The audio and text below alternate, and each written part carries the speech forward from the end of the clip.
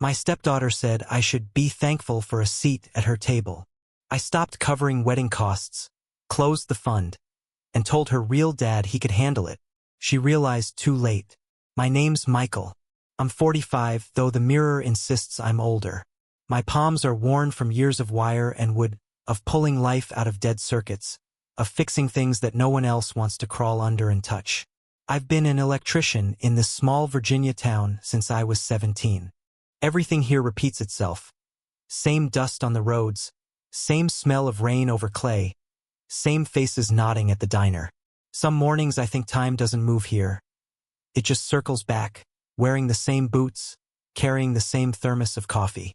Then one evening, while repairing a fuse box in the back of a grocery store, I met Nancy. She worked the register. A widow, though I didn't know it yet. Her hair tied up like she didn't have time for vanity. Her voice steady but tired in a way that made me stop and listen. She told me later that when her husband, Tom, died, she'd felt more relief than grief. I didn't know how to answer that at first, but over time I understood. Some men leave long before they go.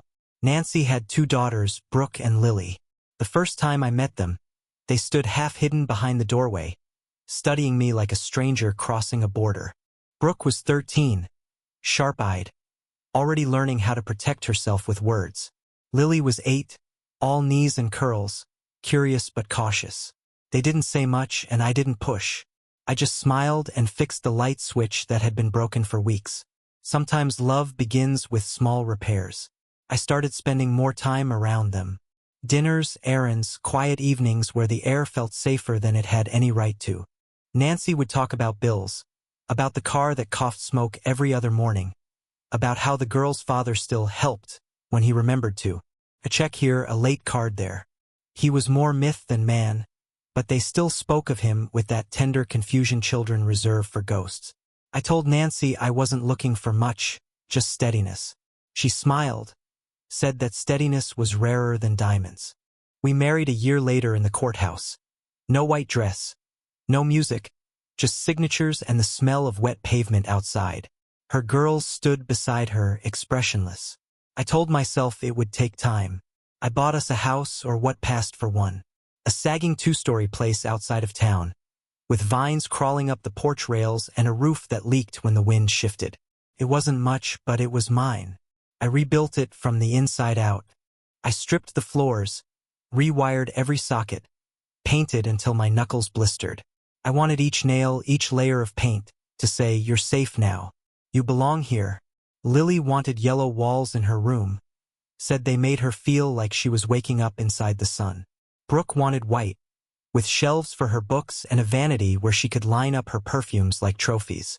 I gave them both what they asked for. On weekends, they'd sit on the steps, watching me hammer, their laughter fluttering like birds around the house. Once, Lily called me Mike instead of Mr. Michael. Just that, a slip of comfort. It stayed with me for days. For a while, I felt needed. I drove them to school every morning, waiting in the car until they waved goodbye. I learned the difference between soccer practice and dance recitals, between quiet tears and angry ones. Nancy would kiss my cheek, whisper thanks that sounded more like apologies. I didn't mind. I liked being the man who showed up. Their father, Tom, floated in and out. He'd call on holidays, sometimes send a package that arrived 2 weeks late. The girls' eyes would light up each time. I told myself it didn't bother me. Maybe they needed that hope. Maybe I did too. I worked longer hours, picked up extra shifts, wanting to make sure they never noticed what he forgot. I thought if I just kept giving, they'd see who was really there for them. There were nights when the house felt like it was finally breathing right. The sound of the girls laughing down the hall, Nancy humming in the kitchen, the soft glow of lamps I'd installed myself. I'd sit on the porch after dinner, beer in hand, watching the last light slip over the trees. In those moments, I believed in the work, believed that love, like wiring, could be repaired if you knew where the current broke. But small cracks began to show, subtle enough to ignore. Brooke started to withdraw first, closing her door when I passed by. When I asked about her classes, she answered in one-word replies. "Fine. Okay. Whatever."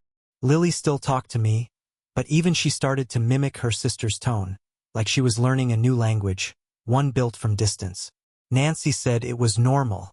Teenagers pull away, she told me. They test boundaries.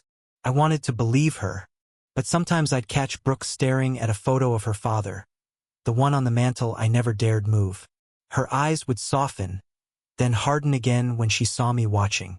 Still, I kept building, kept providing. Every paycheck went to something for them: braces, uniforms, school trips, phone bills. I told myself it was worth it. That love wasn't about return, but investment. That if I just stayed steady, they'd understand in time. One evening, I came home early. The house was quiet, too quiet. I heard laughter from the living room and paused before stepping in. The girls were watching old home videos, ones from before I arrived. Their father's voice filled the room, grainy but alive. He was filming them at a park, the camera shaking as he ran behind them. "Come on, Brooke. Come on, Lily." They laughed. Real laughter, the kind I hadn't heard in months. I stood in the doorway unseen, listening. Nancy sat with them, smiling faintly. When she finally noticed me, her smile faded. The girls didn't look up. I turned away before anyone had to say a word. That night I couldn't sleep. I lay beside Nancy, staring at the ceiling fan turning slow and steady, thinking about all the things I'd built that weren't really mine.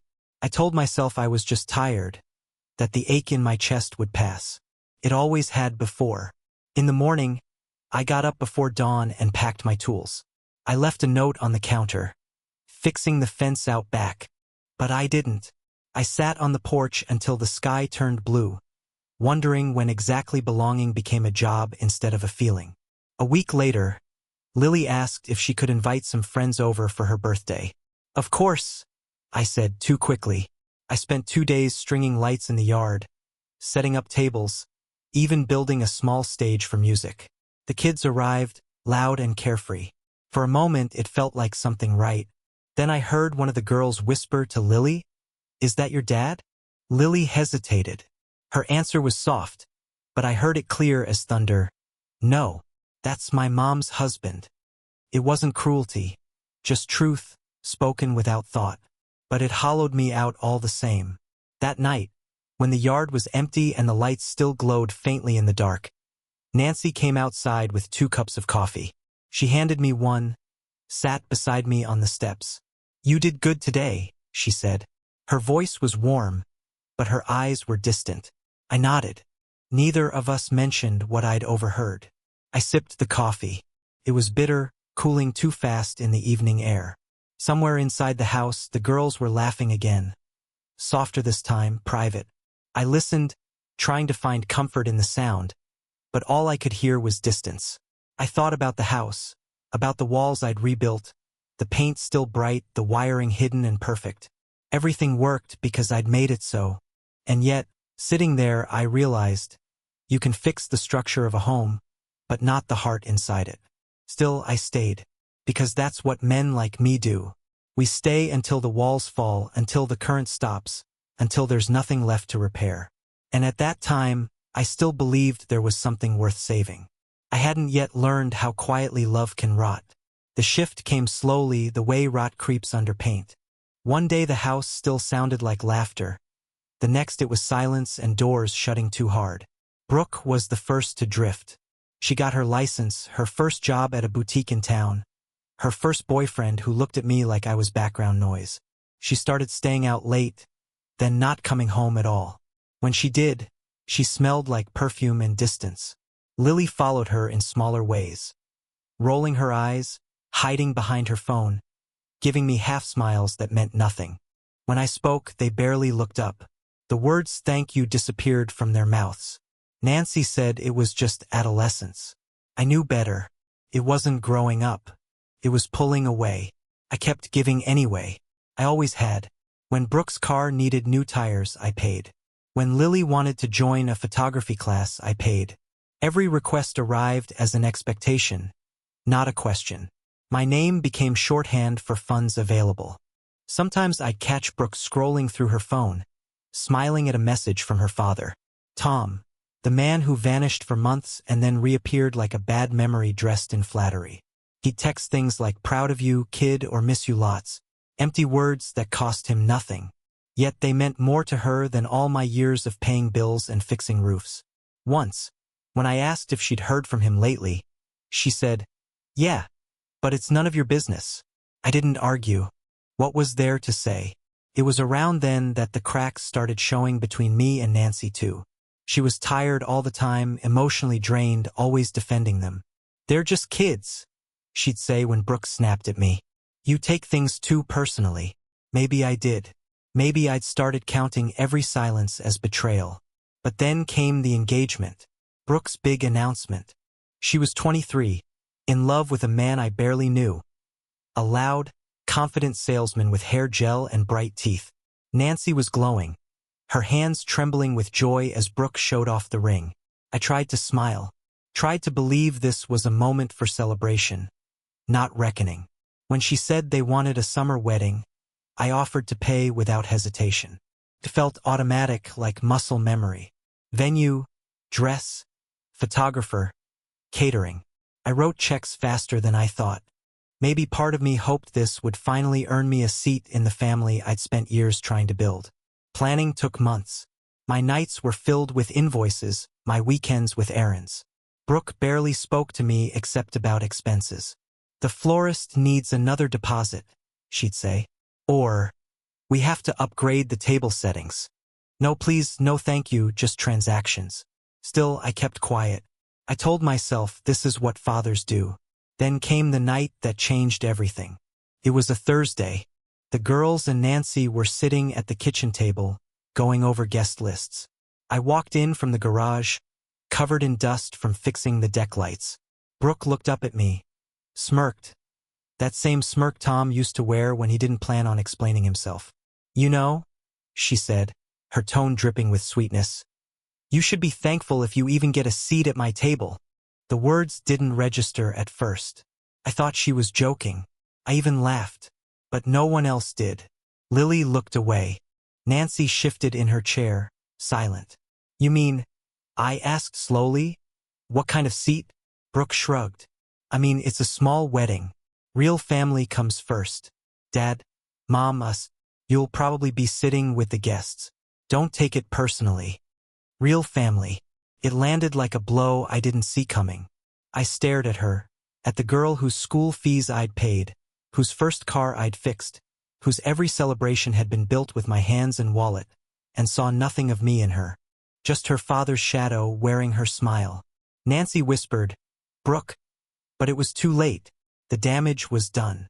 I went to the garage that night and pulled out an old box. Invoices, receipts, statements. 7 years of proof that I'd been there.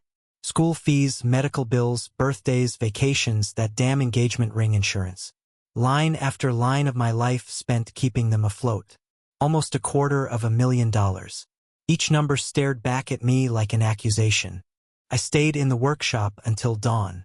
When Nancy came looking, I told her I couldn't sleep.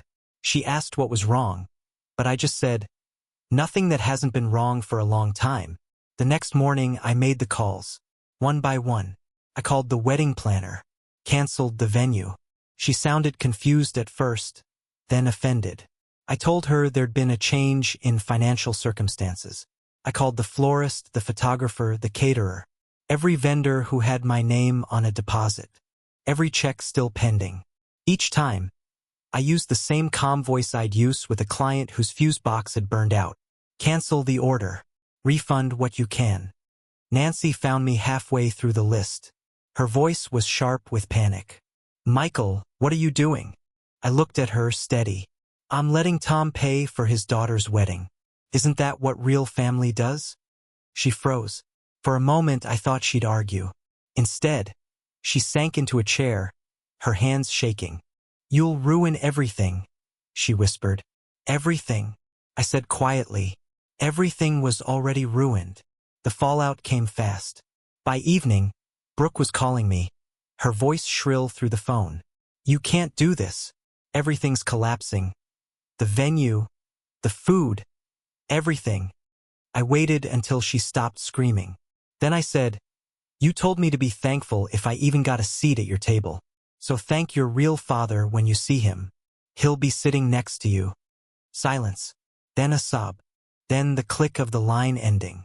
That night I slept like a man who'd finished a long, impossible job. Days later, I heard through Nancy that Brooke's wedding had gone ahead anyway, but not as planned. The grand hall was gone. They rented a cafe in town instead, decorated with plastic flowers and borrowed chairs. Photos showed her smiling, but her eyes gave her away. There was no joy there, only resentment. I didn't go. I spent that day in my workshop fixing an old circuit board, the radio humming softly beside me. For the first time in years, the air felt calm. My hands weren't trembling. When Nancy came home that evening, she didn't speak. She just sat across from me, tears streaking her face. "She'll never forgive you," she said. I looked up. "I don't need her forgiveness. I just need my peace." The words felt heavier than I expected, but they were true. Later that night, I walked through the empty house, past the rooms I'd painted, the shelves I'd built, the small details I'd poured my soul into. Every nail, every wire, every board whispered the same thing: you tried. And maybe that was all I ever really did. Try. I thought love could be engineered, that if I kept fixing, kept building, eventually the house would hold. But love isn't wiring. It can't be forced to carry current when the circuit's already broken. So I stood in the hallway, the smell of sawdust still clinging to my clothes, and let it hit me. The truth I'd spent years refusing to see. I had been their provider, not their father. And for the first time, I finally understood the difference. That night after the cafe wedding, I sat at my workbench long after midnight, the smell of solder and dust thick in the air. There was no anger left in me, only a strange, hollow calm. Every man reaches a point where giving turns into bleeding, and I had been bleeding for years. I pulled out the box of receipts again. Each line was a confession of how easily love becomes debt. Tuition fees, hospital bills, vacations, the dress, the catering deposit, the endless lists of what I had paid for in silence. I ran my finger down one page and whispered the words out loud like prayer. Enough! At dawn, I brewed coffee, poured it into my old thermos, and walked the property line. The grass was damp, the world quiet except for the buzz of insects. That silence used to soothe me. Now it just reminded me how invisible I had become. By the time I came back inside, my mind was made up. I called the bank first, canceled every joint account, then the credit cards. I told the woman on the phone that I wanted my name removed from any payment linked to Nancy or the girls. She hesitated, asked if I was sure. "I've never been more certain," I said. Next, I called the insurance company and changed the beneficiaries. Then the utilities, the mortgage, the subscriptions. One by one, I untied every knot I had tied over the years. I wasn't doing it in rage. I was doing it like a craftsman dismantling his own work, careful, methodical, final. By noon, Nancy noticed. She came into the kitchen, her face pale, her voice sharp with disbelief. "The bank called," she said. "They said the accounts are frozen. What's going on?" I didn't look up from my coffee. "I'm separating what's mine from what isn't." Her voice cracked. "Michael, stop this. You're upset. We can talk about it." I met her eyes. "I've been talking about it for years, Nancy. You just called it complaining." She flinched but didn't deny it. Silence filled the kitchen, heavy and uneven. The fridge hummed. The clock ticked. Somewhere in the distance, a car door slammed. Brooke leaving for somewhere I didn't care to know. I stood, placed my empty cup in the sink and said, "It's time Tom takes care of his own family. I've done my part." She started crying then, quiet, restrained, the way people cry when they know the apology won't change anything. 2 days later, the fallout began. The florist called first, asking who would cover the remaining balance. Then the photographer, the rental company, the bakery. I told them all the same thing: send the bill to Tom. By afternoon, Nancy's phone was a chorus of missed calls. She walked from room to room, whispering explanations, promising to sort things out. But the truth was simple: there was nothing left to sort. The well had run dry. That evening, Brooke stormed in. Mascara streaked down her face. Phone clenched in her hand. "You ruined everything," she screamed. "Do you have any idea how humiliating this was?" I stayed seated at the table, sorting through my tools. "I didn't ruin anything. I just stopped paying for it." "You're unbelievable," she spat. "You're supposed to be the adult." I looked up then, slowly. "I was the adult when I paid for your schooling, your car, your phone, your food, your life. But when you told me I wasn't your family, you made me something else. A sponsor. And sponsors can withdraw funding whenever they want." She threw her phone onto the table, the screen cracking with a sharp sound. "You think this makes you strong? It just makes you pathetic." "Maybe," I said softly. "But at least now I'm free." She left the house screaming, slamming the door so hard the windows shook. Nancy sat at the end of the table, her hands covering her face. I wanted to reach for her, but the distance between us had already become too wide. The next morning, I found a letter on the kitchen counter. Brooke's handwriting rushed, angry. It said she was staying with her father for a while. I folded it neatly, placed it in the drawer with the receipts, and went to work. The house felt emptier than it had in years. Lily barely spoke. She moved through rooms like a shadow, avoiding eye contact. Once, I caught her crying quietly in the hallway. "I didn't mean what she said," she whispered. "I know you tried." I nodded but didn't answer. There was nothing left to explain. That night, Nancy confronted me again. Her voice trembled between fury and despair. "You're punishing them," she said. "You're teaching them cruelty." I shook my head. "I'm teaching them consequence." She stared at me as if seeing a stranger. "I don't recognize you anymore." "You never did," I said. She turned away, muttering that Tom was coming to talk. I told her he was welcome. He showed up 2 days later. Same truck, same arrogant tilt in his walk, same faint smell of beer and aftershave. He had aged badly, soft around the middle, skin roughened by years of pretending to care. He didn't bother with greetings. "Brooke's a mess," he said. "You couldn't just let her have her day?" I kept my voice even. "Her day was built on my money and my labor. If she wants a father at her table, she can have you, but you'll pay for the seat." He scoffed, shaking his head. "You think this makes you a man? Taking it out on kids?" "They're not kids," I said quietly. "They're adults who needed to learn the cost of disrespect." He stepped closer, chest puffed like an animal ready to fight. "You're a bitter old fool." "Maybe," I said. "But I'm a fool who stopped buying everyone else's peace." For a moment, I thought he'd swing at me. Instead, he just laughed.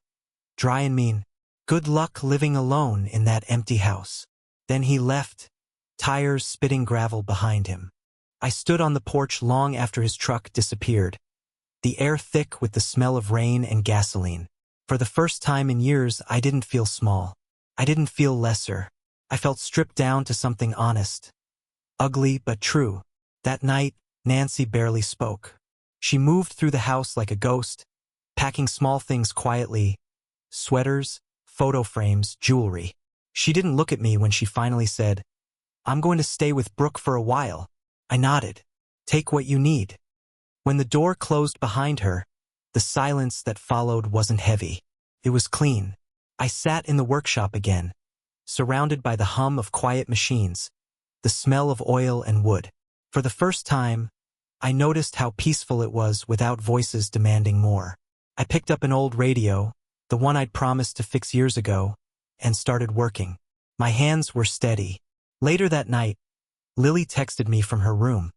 "I'm sorry." I didn't reply, not because I was angry, but because I wanted her to understand that apologies mean little when they come after the bills are due. The next morning, the sun came through the windows in sharp, clear light. The house looked different, stripped bare of its illusions. I made coffee, poured it into the same thermos I'd used for 20 years, and took it outside. The air was cool, the sky empty. For once, I didn't feel like I owed anyone anything. I realized that maybe freedom doesn't come with triumph. Maybe it comes quietly, like the hum of power running through a wire after you've rewired it yourself. And though the house was emptier than ever, I finally felt the current returning to me. A month passed before I started packing. Not because I didn't know what to take, but because I wanted to see what silence felt like when it stayed.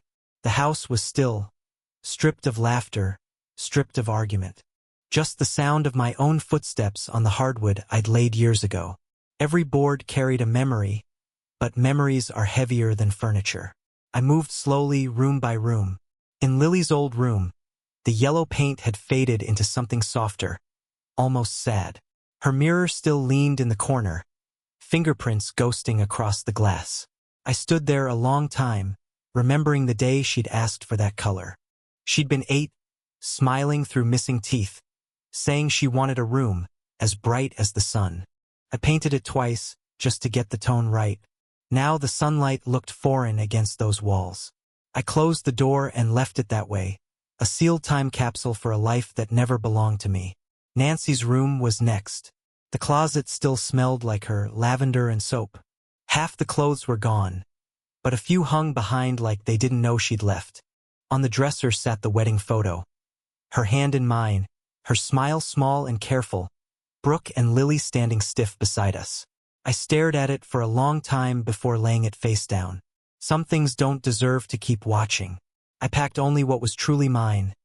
Tools, clothes, a few books, and the radio I'd repaired the night everything fell apart. I left the rest. It felt wrong to strip the house bare, even if it had already been emptied of meaning. Before I left, I took one final walk through. The living room, the kitchen, the stairs that still creaked on the 4th step. I touched the walls I'd painted, the banister I'd built, the window frames I'd replaced with my own hands. Every part of this place carried my fingerprints, yet none of it bore my name. Outside, the wind moved through the trees, steady and indifferent. I loaded my boxes into the truck and didn't look back. Nancy stood in the driveway as I started the engine. She wasn't crying this time. Maybe she'd run out of tears. Maybe she finally understood that what I was taking wasn't revenge. It was recovery. "Michael," she said quietly, "you don't have to go like this." I rested my arm on the window frame. "There's no other way left." She nodded, biting her lip. "I never wanted it to end like this." "Neither did I said. "But we can't build a family out of one man's endurance." She took a step back, eyes shining in the fading light. "Will you ever forgive them?" I didn't answer right away. The question hung there, heavy and useless. Finally, I said, "Forgiveness is just another kind of debt. I'm done paying." I drove away before she could reply.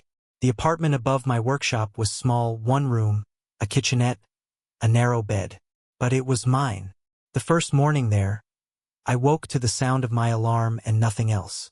No voices, no slammed doors, no obligations pressing against my chest. The air tasted clean. I made coffee and drank it slowly, standing by the window overlooking the quiet street. I could see the workshop below, its roof patched in places where rain had found its way through. It wasn't much, but it was honest work. Wires, switches, small miracles of connection and current.